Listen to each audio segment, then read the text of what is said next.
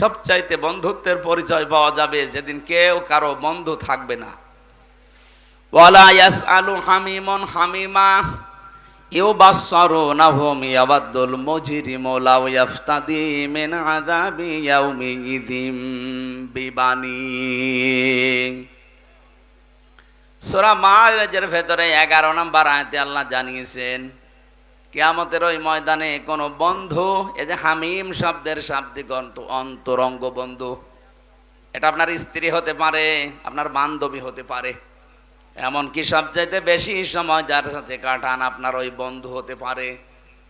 এই বন্ধু কিয়ামতের দিন আপনার কথা জিজ্ঞাসাও করবে না, আর যদি জিজ্ঞাসাও করে আল্লাহ পাকের কাছে মুক্তিপণ হিসাবে আপনাকেও বলবে আল্লাহ এই বন্ধুকেও দিয়ে দিলাম। বলেন নাউজুবিল্লাহ।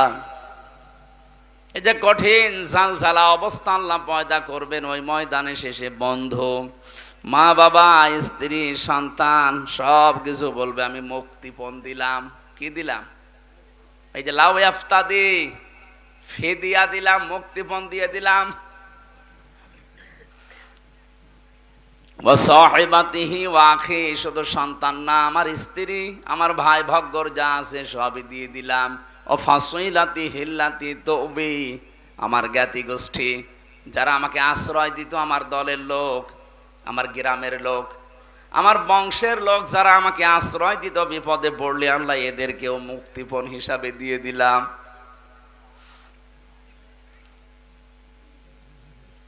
অমাং ফিল আরদে জামিয়া, দুনিয়া যা আমার ছিল স্থায়ী অস্থায়ী সব দিলাম।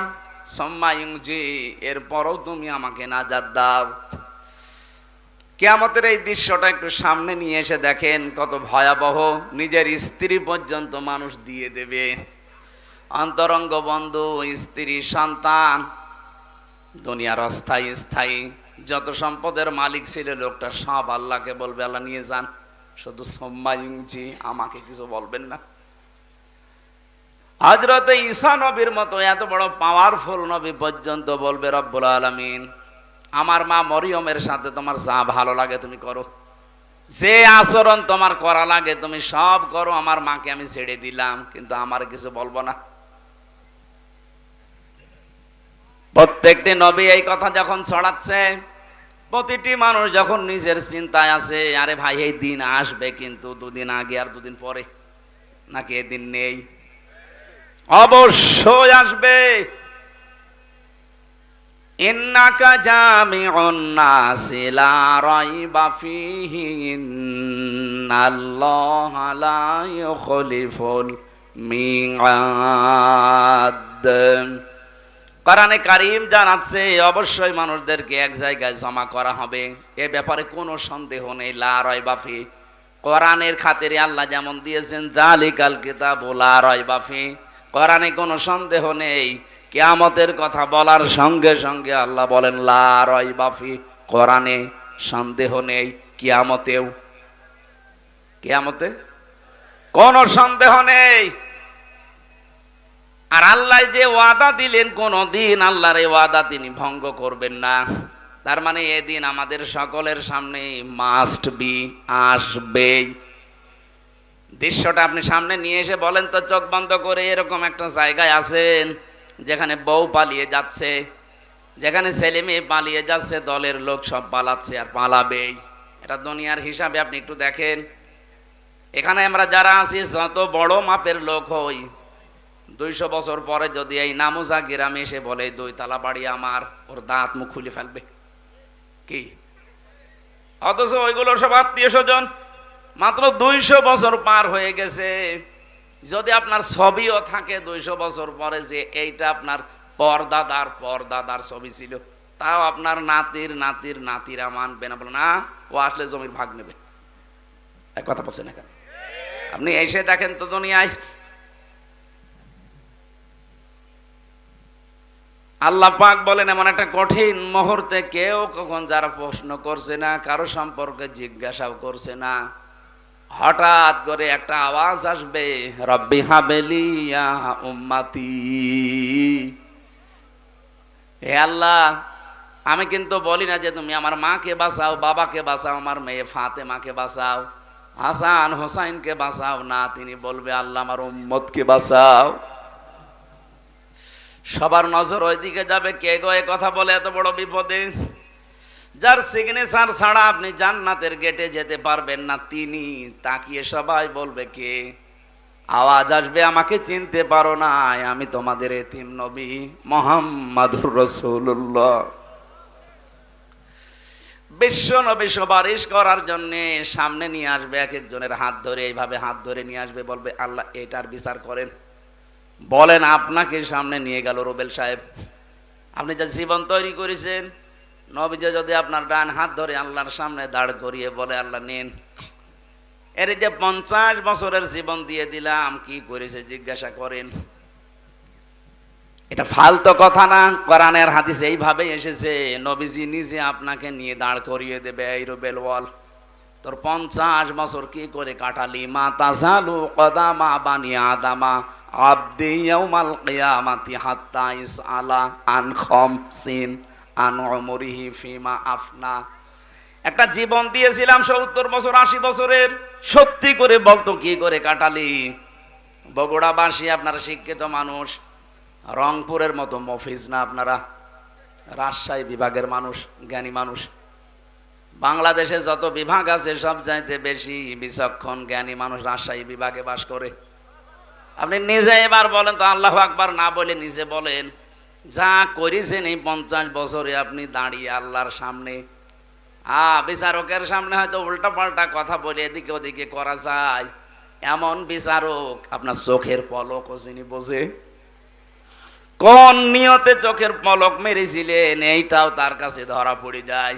কথা বলেন ঠিক কিনা? এরকম একজন বিচারপতির সামনে দাঁড়িয়ে নিজের জীবনের হিসাব দেওয়া লাগবে, তাও 2 দিন 5 দিন 10 দিন না, পুরো 50 বছরের।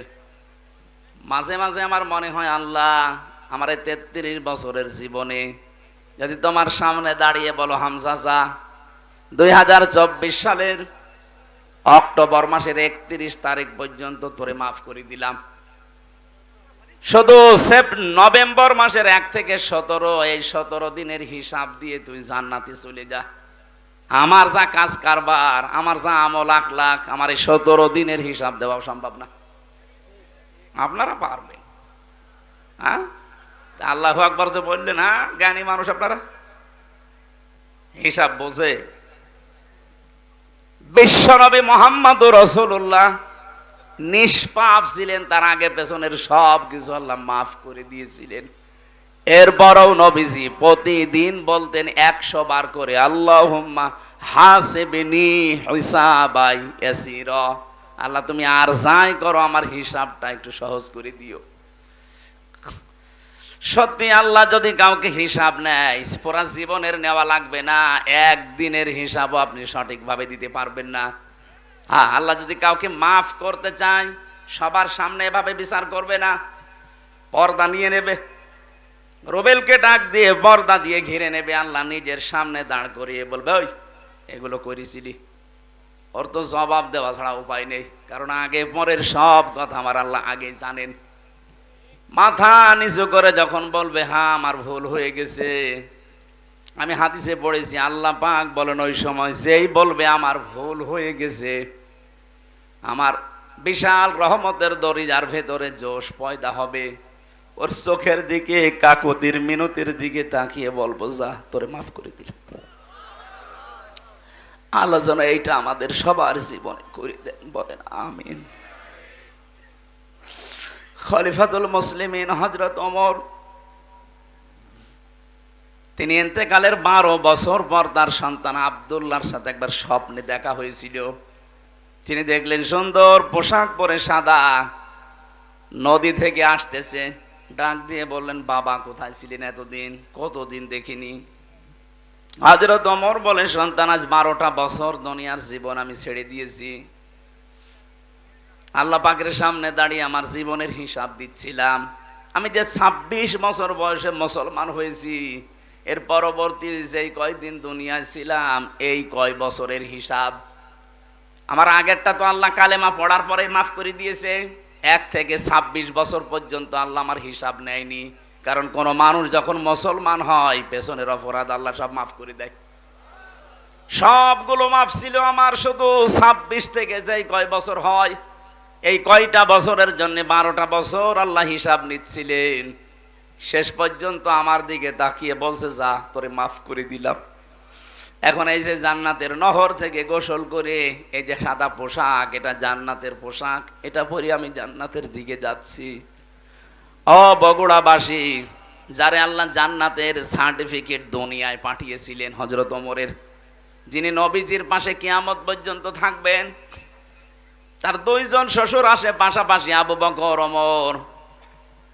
এই যে আকাশের তারকা দেখতে পান রাতের বেলা, হয়তো 1-2 করে একদিন গণনা করলে শেষ হয়ে যেতে পারে। হযরত ওমর মুসলমান হওয়ার পরে জীবনে যত নেকির কাজ করেছিলেন, কেউ যদি ওমরের নেকি গণনা করে কোনোদিন শেষ হবে না।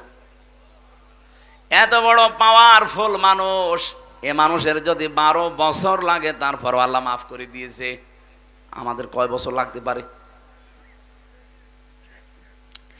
এজন্য হিসাব এটা কঠিন বিষয়। বিশ্ব নবী মুহাম্মদুর রাসূলুল্লাহ হঠাৎ আওয়াজ দিয়ে যখন উম্মতকে হাতে করে নিয়ে যাবেন, আল্লাহ পাক মাফ করতে চাইলে তো ঢেকে নেবেন, যদি অপমান করতে চান তখন সবার সামনে দাঁড় করিয়ে ওর জীবনের যে অপরাধ ওইটা চেহারার ভেতরে ফুটিয়ে তুলবেন। ইউরাফুল মুজরিমুনা বিসিমাহুম ফায়ুখাযু বিন নাওয়াসি ওয়াল আকদাম। দুনিয়ার বিচারকদের আর আল্লাহর বিচার আকাশ পাতাল পার্থক্য। এরা সাক্ষী ছাড়া বিচারের রায় দিতে পারে না। আর আল্লাহ পাক বলেন, যত সাক্ষী দরকার সব তোর চেহারার ভেতরে ফুটিয়ে তুলবো। কেউ যদি জেনা করে, জেনাকারের এই জায়গায় লেখা থাকবে, জেনা এদেশে নেই। হ্যাঁ, কি আছে? কি আমরা তো দেখতে পাই না। এটা যেহেতু গ্রাম অঞ্চল, এই নামোজা এলাকা, বহু মানুষ আছে এই যে 1 বিঘা জমি নেয়, 50-60 হাজার করে টাকা দেয়। যতদিন জমি করে খাবে ততদিন উনি টাকা ফেরত দেবে না। এটা কি নাম? কি এগ্রিমেন্ট, বন্ধকি যাই বলেন, এটা সুদ হচ্ছে। এটা মায়ের সাথে জেনা করার গুনাহ হচ্ছে। সত্যি কি এলাকায় আছে?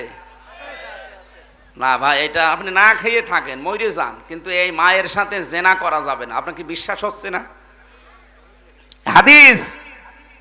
আপনি যদি এই গুনাহ থেকে বেঁচে থাকতে চান, 2টা পদ্ধতি আজকে থেকে মানবেন। 1 নম্বরে, যতদিন ওই জমি করে খাবেন ততদিন সরকারের যে টাকা দেওয়া লাগে বছরে বছরে, কয় টাকা? ওই 60-70 টাকা দেওয়া লাগে 1 বিঘা জমিতে। ওই টাকা আপনি দিয়ে দেবেন। যতদিন 5 বছর 10 বছর করে খান, ওই টাকা আপনাকে দেওয়া লাগবে। কথা বুঝতেছেন? এটা ক্লাস চলছে, আমি বোঝাচ্ছি, বুঝতেছেন? যতদিন করে খাবেন ওই জমি টাকা দেওয়া লাগবে আপনাকে। আপনি চাষ করেন, আপনাকে দেওয়া লাগবে। 2 নম্বরে, এটা আর আপনার না, এটা ওই যে জমিওয়ালা তার। যখন টাকা ফেরত নেবে 2 বছর, 5 বছর, 10 বছর পরে, তখন 8-10 হাজার টাকা কম নেওয়া লাগবে। আমি জানি এটা মানুষ করবে না, কারণ এটা করলে লস হয়। এটা জাতে মাতাল হলো তাহলে ঠিক আছে, এইটা করা যায় এলাকায়, এইটা একটু করে নেন। এই 2টা 5 বছর জমি করে খাবেন, 8-10 হাজার টাকা কম নেবেন। 70 হাজার টাকা নিয়েছিলেন, 60-62 হাজার টাকা নেবেন। পারবেন না? আরে ভাই, আপনার মার সাথে কেউ যদি বলেন এখন জেনা করেন, করবেন? অথচ আপনি কইরে আসছেন। এত থুতু ফেলা দরকার না, নিকৃষ্ট কাজ। এমনকি অনেকে এলাকায়, আমি জানি না বগুড়া শুরু হয়েছে কিনা, এই টাকা ছেড়ে রাখে 1000 করে, প্রতি মাসে মাসে 100 টাকা করে, বেশি নাই। এই কাজে যারা আছেন তারাও জেনা করছেন। এই কাজটা আজকেই ছেড়ে দেওয়া লাগবে। কারা কারা ছেড়ে দেবেন হাত তোলেন তো। হ্যাঁ, এই এলাকায় আছে। আমি তো মনে করছিলাম নেই। এই যারা হাত তুললেন অধিকাংশ দাড়িওয়ালা টুপিওয়ালা মানুষ। কিসের নামাজ পড়েন আপনি বলেন তো? বলেন, আপনি কি ভণ্ডামি করেন আল্লাহর সাথে? হ্যাঁ, ইয়ার কি জায়গা পান না? এই লোকটা দাড়ি নেই, তাও তো হাত তোলে না। আর আমরা কোথায় পৌঁছিয়েছি? না, এই কয় গোনা বাদ দেওয়া লাগবে। আমি ঠাট্টা করার জন্য, ইয়ারকি মারার জন্য বলছি না। যারা এরকম অপরাধে আছেন, সে যেই হোক, আজকে এখান থেকে তাওবা করে বাড়ি যাবেন না, আমি 1000 টাকা দিয়েছি ওরে বিপদের জন্য, আমি 1000 নেব, 1100 টাকা আমি নেব না। এটা পারা যাবে নাকি এ মাহফিল পর্যন্ত শেষ? আলহামদুলিল্লাহ, এই মাহফিল যদি সাকসেস হয় তবে এই গোনাটা ছাড়ার কারণে হবে। আমি বলছিলাম মুহাম্মদুর রাসূলুল্লাহর সিগনেচার ছাড়া, তার সুপারিশ ছাড়া কেউ জান্নাতে যেতে পারছে না, পারবে না। তিনি যখন একটা একটা করে উম্মতকে নিয়ে শেষ পর্যন্ত বলবে, আল্লাহ এটা আমার উম্মত, আমি ছিলাম না ওই জামানায়, আমাকে না দেখে আমার কথাগুলো শুধু শুনে শুনে বিশ্বাস করে মানুষগুলো দুনিয়ার জীবন চালিয়েছে, দয়া করে মালিক তুমি একে মাফ করে দাও। নবীজি যেন ওই সময় আমি হামজা এবং আমাদের জন্য একটু সুপারিশ করেন, বলেন আমিন। কোরআনে কারিমের 6666টি আয়াতের মাত্র একটা আয়াতের 4 ভাগের 1 ভাগ পড়েছি। সূরা আলে ইমরানের 200টা আয়াত আছে, মাত্র একটা আয়াত 14 নাম্বার, তার ভেতরে 2টা শব্দ পড়েছি। এতটুকু বিষয়ের উপর আমরা তাফসীর আকারে কথা বলবো ইনশাআল্লাহ। আজকে রাতে আছে নাকি? এখানে রাতেও আছে। মাগরিবের পরে হয়তো আলোচক আসবে, আমরা মাগরিবের আজান পর্যন্ত করে এখানে নামাজ পড়ে তারপর বিদায় নেবেন। জবান খুলে শয়তানের আশপাশে যেন আর জায়গা না হয়, বলেন আউযু বিল্লাহি মিনাশ শাইতান।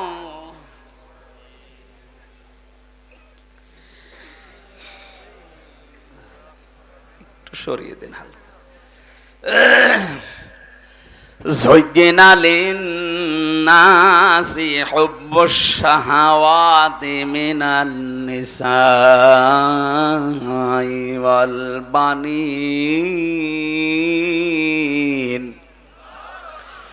আল্লাহ পাক বলেন, আমি আকর্ষণীয় করে দিয়েছি, সুশোভিত করে দিয়েছি, লোভনীয় করে দিয়েছি দুনিয়ার ভেতরে 7টা জিনিসকে। এটা মানুষ যারা, তাদের সবার প্রতি, তামাম দুনিয়ার জন্য আল্লাহ এই আয়াতটা দিয়েছেন। সবার কাছে আকর্ষণীয় লোভনীয় বস্তু এই 7টা।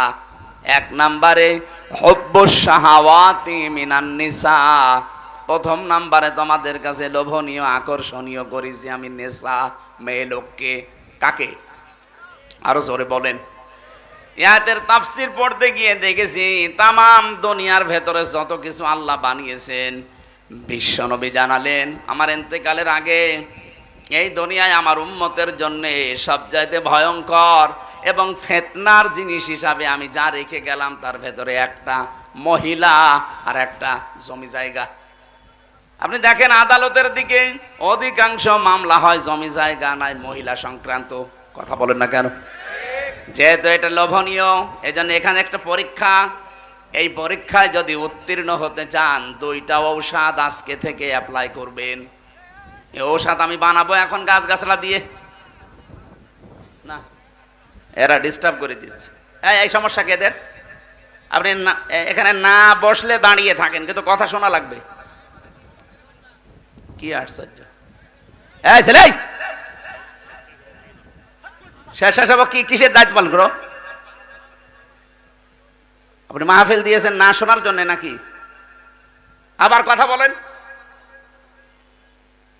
এদিকে তাকিয়ে থাকেন, যে যেখানে জাহান্নামে যাক এদিকে তাকিয়ে থাকবেন।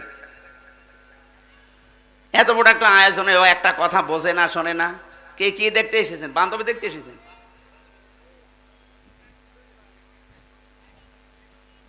আবার কথা বলেন কোন কারণে? আমার মনে হয় এই জেলাটাও রংপুর বিভাগে দিয়ে দেওয়া দরকার। ও ছাতা যেমন মফিজ,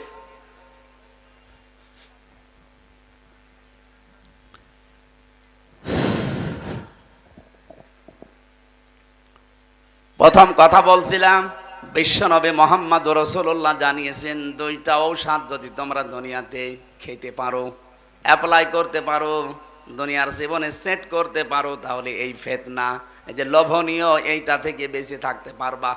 আমি জানি আমি সহ প্রত্যেকেই এই রোগের রোগী। এই যে মেয়ে লোক দিয়ে আমার আল্লাহ হাজার হাজার মানুষকে আজ পরীক্ষায় ফেলে রেখেছেন। আর মেয়ে লোকের যে ষড়যন্ত্র, এটা কোরআনে উল্লেখ আছে, ইন্না কাইদাকুন্না আযীম। মেয়েদের চক্রান্ত বড় ভয়ঙ্কর। শয়তানের চক্রান্তের কথা আল্লাহ কোরআনে বলতে গিয়ে বললেন ইন্না কায়দা শাইতানি কানা দাঈফা। শয়তানের চক্রান্ত একেবারে দুর্বল, শুধু দুর্বল না, একেবারেই দুর্বল, দাঈফ আর দাঈফা। কিন্তু যেখানে মহিলাদের কথা আল্লাহ কোরআনে নিয়ে আসলেন সেখানেই বললেন, এই আয়াতটা কিন্তু ইউসুফ নবী আলাইহিস সালামের জামানার। ওই যে জুলাইখা আজার ষড়যন্ত্র করে ইউসুফ নবীকে জেনার তহমত পর্যন্ত নেওয়া লেগেছিল, সে আয়াত সূরা ইউসুফের ভেতরে 28 নাম্বার আয়াতে আছে ইন্না কায়দা কুন্না আযীম। এখানে যারা আরবি গ্রামার জানে কিনা জানি না, যদি আলেম কেউ থাকে দেখবেন ইন্না কায়দা কুন্না আছে, আল্লাহ বহু বচন দিলেন। অথচ আয়াত নাজিল হচ্ছে জুলেখার জন্যে। জুলেখা কয়জন বলেন বলেন? এক বচন, দ্বি বচন, এরপরে দুইয়ের বেশি হলে হয় বহু বচন। আল্লাহ একবারেই দ্বি বচন বাদ দিয়ে বহু বচন লাগিয়ে দিলেন কোন কারণে? জুলাইখা তো আর 10-12 জন না, কয়জন? আল্লাহ ভালো করে জানে জুলাইখা শুধু এইটা না, কিয়ামত পর্যন্ত এরকম দুর্বিসন্ধিওয়ালা জুলাইখা দুনিয়ায় আসবে। কথা বলেন না কেন? কি দুর্বিসন্ধি দেখিস, 15টা বছর কি কায়দা কৌশল করে চলে গেল। আমার মনে হচ্ছিল মানুষ পিটিয়ে মারবে, কিন্তু কি কায়দা করে পালিয়ে চলে গেছে। মেয়েদের চক্রান্ত বড় ভয়ঙ্কর। ও যদি কাউকে টার্গেট নেয় ওই পরিবার পর্যন্ত ধ্বংস হয়ে যায়। আজ 100টার প্রায় 98টা পরিবারে শান্তি নেই। অধিকাংশ, আমি যতটুকু জানি, তার স্ত্রীর কারণে।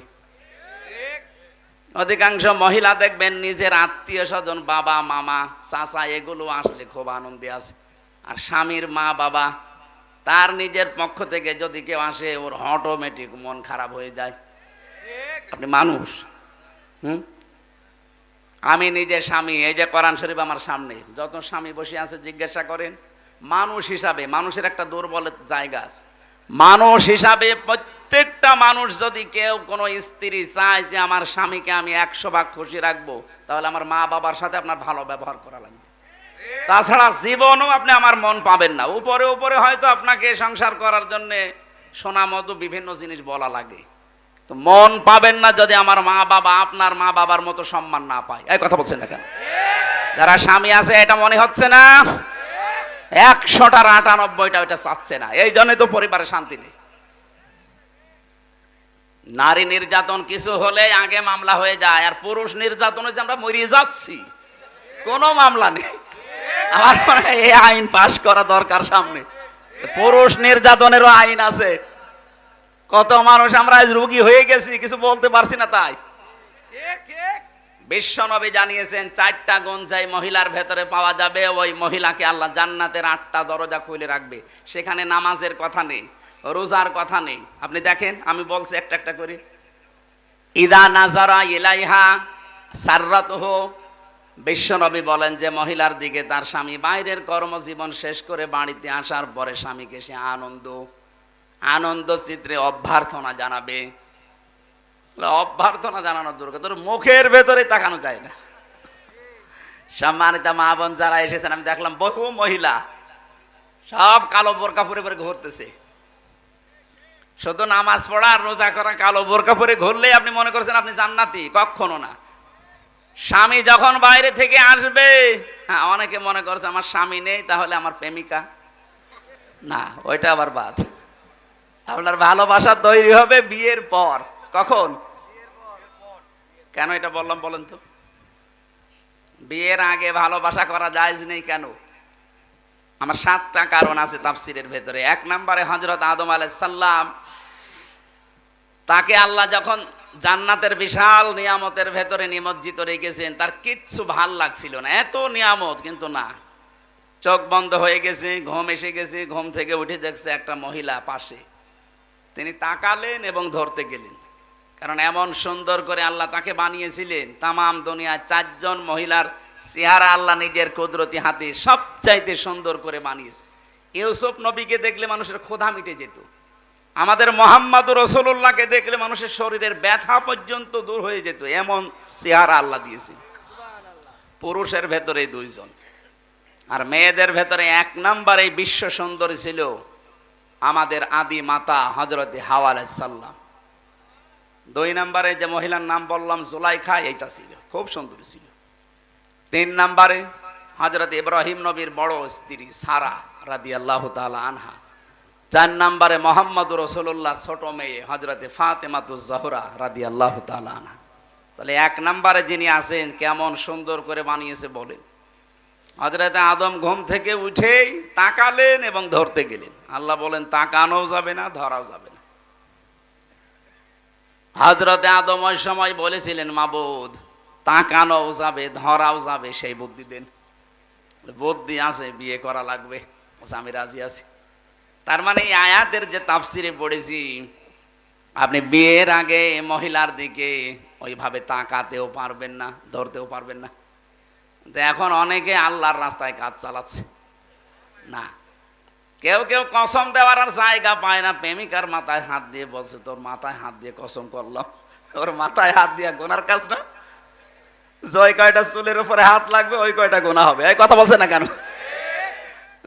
প্রেম করা যায় যাচ্ছে বিয়ের আগে না পরে? যারা বিয়ের আগে প্রেম করছেন এটা ছেড়ে দেওয়া লাগবে। কার জন্য বলেন তো? আল্লাহর জন্য। ছেড়ে দেবেন কারা কারা? হাত তোলেন তো। এই বুড়ো মানুষ আবার কিসের প্রেম আপনার? যুবক মানুষ হয়তো হাত তুলতে পারে 2-1টা। মুরব্বী মানুষের প্রেম হবে তাদের সাথে, ঠিক আছে? আমরা যে কথাটা মাসলা নিয়ে আসলাম, তাহলে প্রেম করা যায় যাচ্ছে কিন্তু বিয়ের আগে না পরে? না, বিয়ের পরে। হযরত আদম আলাইহিস সালাম, আমি ঘটনাটা আনলাম এই কারণে, হযরতে আদম নবী আলাইহিস সালাম বললেন আমি রাজি আছি।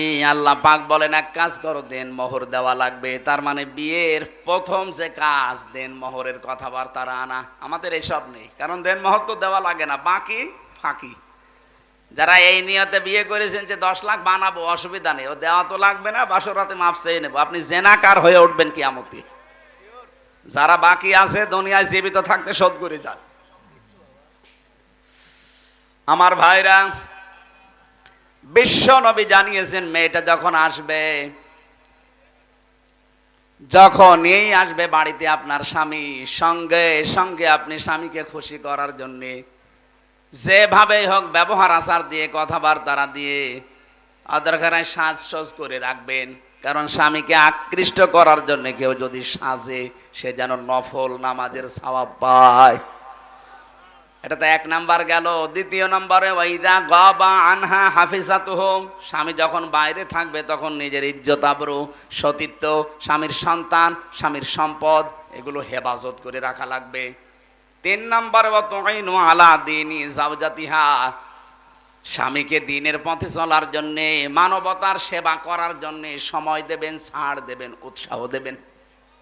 এই যে রুবেল সাহেবের স্ত্রী, উনি একটা মানবতার সেবাকারী মানুষ, মানব সেবায় নিয়োজিত থাকে, দ্বীন ইসলামের কাজ করবে সারা দেশে সারা এলাকায়। ওনার স্ত্রী হওয়া লাগবে এরকম নিজে তো করবে। যান, আপনাকে সময় ছেড়ে দিলাম, আপনাকে আমি ছাড় দিলাম, যদি ওই সময়টা আমার কাছে আপনার দেওয়ার দরকার, মানবতার জন্য, ইসলামের জন্য আমি ছেড়ে দিলাম। উৎসাহ যদি দিতে পারে, ওনাকে খাদিজাতুল কুবরার সাথে ওই মেয়েটাকে আল্লাহ জান্নাতে ডাকবে। আর যদি আরো নিষেধ করে, কি করে বেড়াও তুমি, না তোমার বউ নেই বাড়ি? আপনার তো আছে, আপনার চাইতে নবীজির বউ ছিল না? হযরতে খাদিজাতুল কুবরা সারাটা জীবন তিনি দেখতেন স্বামী যতদিন বাড়িতে না আসে মানবতার কাজ, ইসলামের কাজ প্রচার করা, দিন কায়েম করা, এই কাজের জন্য বাইরে থাকা লাগে। যখনই বাড়িতে আসতেন দেখতেন হযরতে খাদিজা জানালার সাথে, দরজার সাথে পিঠ লাগিয়ে দাঁড়িয়ে ঘুমিয়ে আছে। আমাদের মেয়েরা বউরাও ঘুমিয়ে থাকে, তবে সিরিয়াল দেখার জন্য। কে কথা বলে না কেন? আপনি যদি সত্যি স্বামী মানব দরদি, মানবতার কাজে বাইরে আছে, ইসলামের কাজে, দ্বীনের কাজে হয়তো সাহায্যের জন্য বাইরে গেছে, যত রাত আসে না তত রাত পর্যন্ত যদি আশায় থাকেন, আপনি খাদিজার মতো সওয়াব পাবেন। 4 নাম্বারটাই কঠিন। 4 নাম্বারটা কি? বিশ্বনবী জানিয়েছেন স্বামী যেটা পছন্দ করে ওটা যদি জায়েজ হয়, জীবন থাকতে তোমাকে ওটা মেনে নেওয়া লাগবে। কি কথা বুঝতেছেন?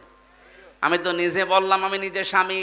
যত স্বামী এখানে আছে প্রত্যেকটি স্বামীর পক্ষ থেকে আমি বলছি, মা বোনেরা, আমরা স্বামীরা পছন্দ করি সত্যি আল্লাহর কসম যে বিয়ের পরে যেন আমার মা বাবা আমার সাথে থাকে। আমি খেয়ে থাকি না খেয়ে থাকি, থাকবে তারা। কথা বলছে না কেন? কিন্তু আপনি চান না। আপনার কারণে আজ মা বাবাকে হয়তো আলাদা করে দেওয়া লাগে, নাই বাইরে পাঠিয়ে দেওয়া লাগে, নাই বৃদ্ধাশ্রমে দেওয়া লাগে। কয়েকদিন আগে কিশোরগঞ্জ থানায় গিয়েছিলাম, নীলফামারী একটা বৃদ্ধাশ্রমে আমার নিয়ে গেল। দেখি এই লাইনে প্রায় 20-40 জন মা আর বাবা বসে আছে, অথচ তাদের ছেলে মেয়ে আছে। তাদের স্ত্রীর কারণে ছেলে তার মাকে আর বাবাকে রেখে গেছে বৃদ্ধাশ্রমে। ওদের চোখের দিকে তাকিয়ে আমি টের পেয়েছি ওরা ছেলের জন্য বদদুয়া করছে। কি করবে? 25 বছর 30 বছর পর্যন্ত আমার পেছনে শ্রম দিল এই মা বাবা। আজ 2 দিন তুমি আসতে পারো না, তুমি কার ফোস মতো শোনো, কার কথা মতো? ওই মেয়েটারও দোষ একা না, ওই মেয়েটাকে শুধু কান পড়া দেয় ওই মেয়েটার মা আর ওর বড় বোন। ওখান থেকে শুধু পানি পড়া লাগায়। ওই আর কতদিন একসাথে থাকবে? আলাদা হয়ে যা, ও বড়ি বড়ি চলে। সম্মানিত মা বোনেরা, না অন্যের কথা শুনে নিজের কপালে আপনি আগুন লাগাবেন না। আমি হাদিস তো বানালাম না, এ হাদিস আমি বানালাম। এজন্য নেককার মহিলা যদি হতে জানে 4টা গুণ মাস্ট বি অর্জন করাই লাগবে আপনাকে, নয়তো খাদিজার সাথে আপনাকে জান্নাত ডাকবে না। যদি 4টা গুণ অর্জন করতে পারেন। আরে নামাজের ওয়াজ আমি কেন করব? নামাজ, মুসলমান নামাজ পড়ে না, ও কি মুসলমান থাকে? মাস্ট বি আপনাকে ওই যে 3 দিন 7 দিন 10 দিন বাদ দিয়ে বাকি মাস আপনাকে নামাজ পড়াই লাগবে। আপনি মুসলমান দাবি করছেন, নামাজ পড়েন না, তাই আপনাকে ওয়াজ করা লাগবে কোন কারণে? মুসলমানের কাছে যদি নামাজের ওয়াজ করা লাগে, রোজার ওয়াজ করা লাগে, তা আমি এই ওয়াজ আর বাইরে কোন জায়গায় করব? এই জন্য আমি নামাজের কথা মুসলমানকে বলি না। কোন কারণে আমি বলবো? আপনি যা, আমিও তাই। আমি নামাজ পড়বো, আমার কষ্ট হচ্ছে, আপনি মুসলমান নামাজ পড়েন না। কিসের মুসলমান আপনি? কেউ যদি ফরজ নামাজ ছেড়ে দেয়, আল্লাহ বলেন ওর দায়িত্ব আমি ছেড়ে দিই, যা। শেখ হাসিনা যদি এই দেশে কাউকে বলতো, যাই বেটা তোর কিসের ভয়, তুই তো আমার চোখের সামনে আছিস, অথচ আছে উনি ঢাকায়। বগুড়া জেলার আওয়ামী লীগের যিনি সভাপতি ছিলেন মরহুম মমতাজ উদ্দিন, লোকটা মারা গেছে না? এই লোকটাকে যদি বলতো, মমতাজ চাচা আপনার কোনো ভয় নেই, আপনি তো আমার চোখের সামনে। বগুড়ায় হয়তো বিএনপি জামাতের লোক বেশি থাক, আওয়ামী লীগ নেই, তাতে কি? আমরা ক্ষমতায় আছি, আপনি আমার চোখের সামনে। ওকে চোখের সামনে ছিল বলেন? এই 220 কিলো দূর এসে বসে আছে, অথচ বলছে আমি চোখের সামনে। এই ঠেলাইয়ের যে ভাব, এত দূর থেকে একটা প্রধানমন্ত্রী যদি বলতো আমার চোখের সামনে চাচা আপনার ভয় নেই, তাই যদি সব ভয় উড়ে যায়। আল্লাহ বলেন যে লোকটা নামাজ পড়ে সে আমার আন্ডারে থাকে, যে নামাজ পড়ে না আমি বলি তুই আমার বাইরে চলে যা। বলেন আপনি কার আন্ডারে আছেন? আপনি আল্লাহর আন্ডারে না থাকতে পারলে আপনাকে নিরাপত্তা কেউ দিতে পারবে না। এই জন্য ফরজ নামাজের জন্য ওয়াজ করা, এটা আমার কাছে কেমন মনে হয়। আপনি ফরজ নামাজ মাস্ট বি, যেখানে থাকেন অন্তত সুন্নত নফল যদি নাও পড়তে পারেন, ফরজ 2 রাকাত পড়ে নেবেন। কত বুঝতেছেন? রমজানে 1 বছর পরে মাত্র রোজা আসে, 1 বছর পরে। যদি শরীর সুস্থ থাকে মাস্ট বি রাখা লাগবে। অসুস্থ থাকলে আপনি পরবর্তী 11 মাসে করে দেবেন, অসুবিধা নেই। আল্লাহ আমাদেরকে জানো এই ফরজ বিধানগুলো একটু অ্যাক্টিভ হওয়ার তৌফিক দেন, বলেন আমিন। যে কথাটা তুলেছিলাম, আল্লাহ রাব্বুল আলামিন যেহেতু আমাদেরকে ঔষধ দিচ্ছেন এইবার এই ফিতনা থেকে, মেয়েদের ফিতনা থেকে বাঁচার জন্য 2টা ঔষধ দিয়েছেন সূরা নূরের ভেতরে 30 নম্বর আয়াত। এটা 12 নম্বর পৃষ্ঠা আর 7 নম্বর লাইনে আছে। উল্লিল মুমিনিনা ইয়াগুদ্দু মিন আবসারিহিম ওয়া ইয়াহফাযু ফুরুজাহুম যালিকা আযকা লাহুম ইন্নাল্লাহা খাবীরুম বিমা ইয়াসনাউন। বলেন আল্লাহু আকবার। আল্লাহ রাব্বুল আলামিন বলেন, নবী আপনি দুনিয়ার মানুষকে বলেন, যারা মুমিন, যারা বলে যে আল্লাহ একজন আছে, হে রাসূল আপনাকে আমরা মানি, এই যে বিশ্বাস যাদের আছে এই মানুষগুলোকে বলেন, আমরা মানি না আল্লাহকে? আল্লাহ একজন আছে, বিশ্বাস আমাদের আছে না? নবীজি আমাদের আদর্শ মানুষ এই দুনিয়ায়, এটা আমরা মানি না? কিয়ামতে আমাকে আল্লাহর সামনে বিচারের কাঠগড়ায় দাঁড়াতে হবে, বিশ্বাস আছে না? এই তিনটি গুণে গুণান্বিত যারা, তাদেরকে বলবেন তাদের চক্ষু যেন পরনারী থেকে তারা নিম্নগামী করে রাখে, আর তাদের লজ্জা স্থান যেন তারা হেফাজত করে। এই দুইটা ঔষধ যদি তোমার উম্মতেরা মেনে চলতে পারে, আমি বলছি যালিকা আযকা লাহুম, এইটাই তাদেরকে পবিত্র রাখবে। সুতরাং মেয়েদের এই চক্রান্ত এখন যা শুরু হয়েছে, এই যে ফারুকের আজকে ওর উপদেশটা চলে গেছে, আজকে ওর উপদেশটা চলে ওই জায়গায় মাহতাব স্যারকে দিয়েছে। ওর চলে যাওয়ার পেছনে যে কারণগুলো দিয়েছে, 5টা না 6টা কারণ দেখলাম। 1 নম্বরে কারণ ওর বউ কেন মজিবের স্ত্রীর চরিত্রে কেন অভিনয় করতে গেল, এটা প্রথম কারণ দেখিয়েছে ওনাকে তাড়িয়ে দেওয়ার জন্য। 2 নম্বরে সমকামিতা, ও প্রমোট করতো যে পুরুষে পুরুষে বিয়ে হোক। 3 নম্বরে ও একটা সিনেমা বানিয়েছিল, 3rd পারসন সিঙ্গুলার নাম্বার। আপনারা তো এসব জগতে নেই, আপনারা আল্লাহর ওলি মানুষ সব, নাকি? আমি উপন্যাস পড়েছিলাম ভার্সিটি থাকতে, 3rd person singular number, bachelor, এগুলো দিয়ে পরবর্তীতে ফারুকি সিনেমা বানিয়েছে। এখানে এই পরকীয়া প্রেম উৎসাহ দেয়, কি করে পরকীয়া প্রেম করা যায়। আপনি কি নাউজুবিল্লাহ বলবেন না সুবহানাল্লাহ? আমি প্রায় 8-10টা কমেন্ট পড়লাম, সবাই তাকে জানাচ্ছে ভাই আপনার স্ত্রীকে আপনি একটু কন্ট্রোল করেন, তাকে একটু পর্দা পশিদায় রাখেন, দিনের পথে চলার জন্য একটু উৎসাহ দেন, আর নিজেও ইসলাম মেনে চলার চেষ্টা করেন, কারণ আপনার দুইজনই মুসলমান। আপনিও মুসলমান, আপনার নাম দেখেছেন মোস্তফা নবীর নাম, সরোয়ার নবীর নাম, ফারুকি এটা নবীর সাহাবীর নাম।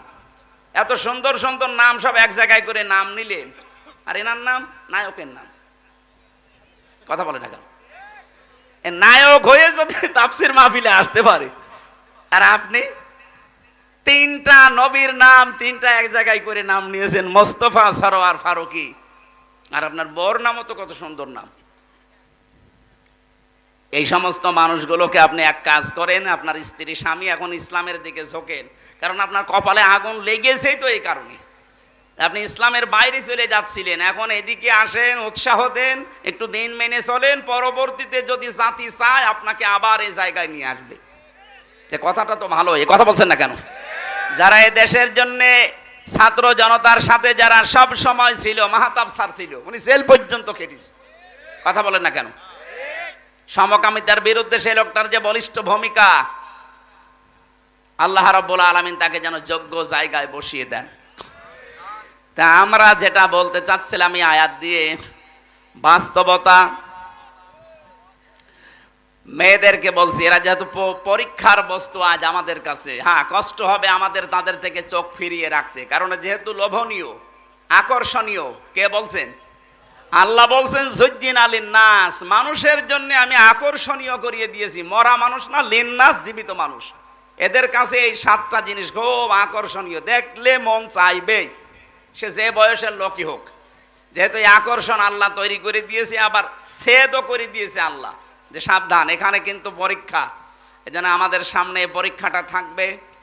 এই পরীক্ষার ঔষধ এই 2টা, চক্ষু নিম্নগামী করা লাগবে, মন চাইলেও নিম্নগামী করা লাগবে। 2 নম্বরে লজ্জা স্থানটা হেফাজত করা লাগবে। আজ এইটা ঠিক নেই, যেখানে সেখানে ব্যবহার হচ্ছে।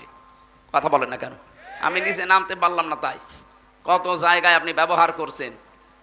এই 2টা ঔষধ যদি ঠিক মতো সর্বোচ্চ 15 দিন আপনি একেবারে কন্ট্রোল হয়ে থাকেন, একটা অজানা সুখ, এটার বাংলা নাম অনির্বচন সুখ, আপনাকে আল্লাহ দান করবে। এটা বাচ্চারা যখন ছোট ছোট, ওই যে পাখির বাচ্চা, মুরগির বাচ্চা যখন মায়ের পাখার নিচে আসে, মা পাখাটা এভাবে শাঁট করার পরে ডাউন করে দেয়, দেখেছেন না? এভাবে একেবারে সোজা করে দেয়, প্রথমে সোজা করার পরে ডাউন করে, ওর নিচে বাচ্চারা যায়, একটা আওয়াজ দেয় কিচির মিচির, এটাকে বাংলায় বলে অনির্বচন সুখ। আপনি আজকে থেকে এই মহিলা দেখলে যেগুলো দেখা জায়েজ নেই, শুধুমাত্র সামনাসামনি না, মোবাইলেও, কম্পিউটারে, টিভির পর্দায়, যাদের যেটা দেখলে নিজে নিজে আনন্দ লাগে আর অন্য কেউ দেখলে লজ্জা পান, এইটা এখনই ডিলিট করে দিন, দেন এখনই ডিলিট করে দিন। এরকম ভিডিও যদি থাকে যে নিজে দেখলে খুব ভালো লাগছে, অন্য কেউ দেখলে আপনি লজ্জা পান, এটা কবিরা গুনাহ। এই মুহূর্তেই ডিলিট করে এই আমল শুরু করা লাগবে। পারবেন না? কারা কারা ডিলিট করবেন হাত তোলেন তো। তোলেন হাত। এই কয়েকজন শুধু উল্টাপাল্টা জিনিস দেখেন, আর বাকিগুলো আলহামদুলিল্লাহ ভালো আছে। ঠিক আছে, আপনারা ডিলিট করে দেবেন। যারা হাত তুলেছিলেন অন্তত ডিলিট করে বাড়ি যাবেন। 2 নম্বরে লজ্জাস্থানটা হেফাজত করে রাখবেন, নিজের জায়েজ স্ত্রী ছাড়া, আর স্ত্রী নিজের জায়েজ স্বামী ছাড়া অন্য কোনো জায়গায় যেন ব্যবহার না হয়। আজ হাজারো স্ত্রী স্বামী শুধু বাড়ি থেকে বাইরে চলে যায়, ওরা মনে হচ্ছে আল্লাহ রাস্তায় দিন পায়। কথা বলছেন এখন? আল্লাহ মেয়েদের থেকে এই পরীক্ষায় আমাদের উত্তীর্ণ হওয়ার তৌফিক দিন। 2 নাম্বার বানিন সন্তান, এটার প্রতি আকর্ষণ। সন্তানকে আল্লাহ পরীক্ষার বস্তু বানিয়েছেন, কিন্তু এই পরীক্ষায় আমরা যেন ফেল না হয়ে যাই। আমি রিমান্ডে একটা হিন্দু অফিসারের একটা শিক্ষা পেয়েছিলাম। আমার মনে হয় আর 2 মিনিট আছে আজানের, এখন আর বলা ঠিক হচ্ছে না। আগামীতে রাতের বেলা আমারে নিয়ে আসবেন, দিনের বেলায় মাহফিল আমার মানে সাঁটে না, আমারও ভালো লাগে না, জোর করে আপনারা নিয়ে আসেন। আর 3 বছর ভাই তো জানে জেলখানায় যে খাবার দেয়, বেঁচে থাকায় দুষ্কার। আর আমরা ছিলাম তো আরো কঠিন জায়গায়। আমারে আর অপু ভাই রে, তারেক জিয়া সাহেবের পিএস রে এত কষ্ট দিয়েছে শয়তানরা। এক জায়গায় রেখে দিয়েছিল 24 ঘন্টা, ওইতে সিসি ক্যামেরা, কেউ যেন কথাও না বলে। ওই উপর থেকে দেখতো, ওনার সাথে লাইন আছে তারেক জিয়ার, আর আমার সাথে আলেমদের। মনে করতো এ খারাপ কাজ করবে, বাইরে এর যোগাযোগ করবে। সবচাইতে বেশি আটক করে রেখেছিল গিয়াসউদ্দিন মামুন ভাইকে, এর উপর আরো অত্যাচার করিস। আল্লাহ আমাদেরকে যেন এই আয়াতটা এখন আজকে শেষ করতে না পারার কারণে আমি দুঃখ প্রকাশ করছি। আগামীতে আসলে কথা বলবো ইনশাল্লাহ। এই জেলার জন্য দোয়া করছি, বিশেষ করে ম্যাডাম খালেদা জিয়া অসুস্থ, উনি বিদেশে যাবে। জালেমদের জন্য এই কয় বছর যেতে পারেনি, মিথ্যা একটা মামলা দিয়ে তার জীবনটা শেষ করে দিয়েছে। এখনো পর্যন্ত আপনাদের বগুড়ার সন্তান তারেক জিয়া পর্যন্ত আসতে পারে না দেশে। উনি যেন আবার সহি সালামতে দেশের সন্তান দেশে আসতে পারে, সেই তৌফিক আল্লাহ ফিরিয়ে দেন। তার বাবা শহীদ রাষ্ট্রপতি জিয়াউর রহমানকে আল্লাহ কবরে যেন মাফ করে জান্নাত দিয়ে দেন, আল্লাহুম্মা আমিন। আমার লিখিত বই আছে, এই গাড়িতে যাওয়ার সময় শিক্ষিত মানুষরা নিয়ে যাবেন। লা ইলাহা ইল্লা আনতা সুবহানাকা ইন্নী কুনতু মিনাজ জালিমিন রাব্বিরহামহুমা কামা রাব্বায়ানি সাগীরা। আল্লাহ তাআলা কোরআনে কারীম থেকে কথা বলতে গিয়ে দেখলাম চাতক পাখির মতো শুনছে। আমি যদি এখনো 1 ঘন্টা চালাতাম কোনো মানুষ চলে যেত না। কোরআন শোনার জন্য এই বগুড়ার মানুষগুলো এত পাগল, এদেরকে তুমি ওমরের মতো মাফ করে দাও। আজকের আলোচনার সওয়াবগুলো তুমি নবীজির রওজায় পৌঁছিয়ে দাও। যত মানুষ কবরে আছে আল্লাহ তুমি মেহেরবানি করে তাদের ক্ষমা করো।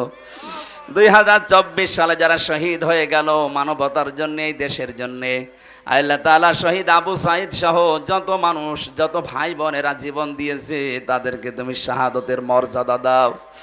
যারা অসুস্থ হয়ে পড়ে আছে হাসপাতালে শেফায়ে কামেলা আজেলা নসিব করো। এ বগুড়া আসলেই মনে পড়ে শহীদ জিয়াউর রহমানের কথা। আল্লাহ তুমি তাকে শহীদ হিসাবে কবুল করে নাও। তাকে তো অন্যায়ভাবে মেরে ফেলা হয়েছে। তোমার নবী জানিয়েছে কাউকে যদি অন্যায়ভাবে হত্যা করা হয় তাকে শহীদের মর্যাদা দেওয়া হয়। আল্লাহ তাকে শাহাদতের মর্যাদা দিয়ে দাও। তার ছোট সন্তানটাও দুনিয়ায় নেই, তাকেও তুমি মাফ করে দাও। তার স্ত্রী অসুস্থ আছে, আল্লাহ শেফায়ে কামেলা আজেলা নসিব করো। তার সন্তান বড়টা এখনো বাইরে আছে সহি সালামতে। আল্লাহ তাআলা বগুড়ার সন্তান বগুড়ায় আবার ফেরত দিয়ে দাও। যত মানুষ এই দেশ থেকে বিদায় নিয়েছে ইসলামের জন্য, দ্বীনের জন্য, রব্বুল আলামিন শহীদ মতিয়ার রহমান নিজামের কথা মনে পড়ে। তার সঙ্গে সাথে যত মানুষ কোরআনের জন্য, ইসলামের জন্য, ঈমানের উপরে টিকে থাকতে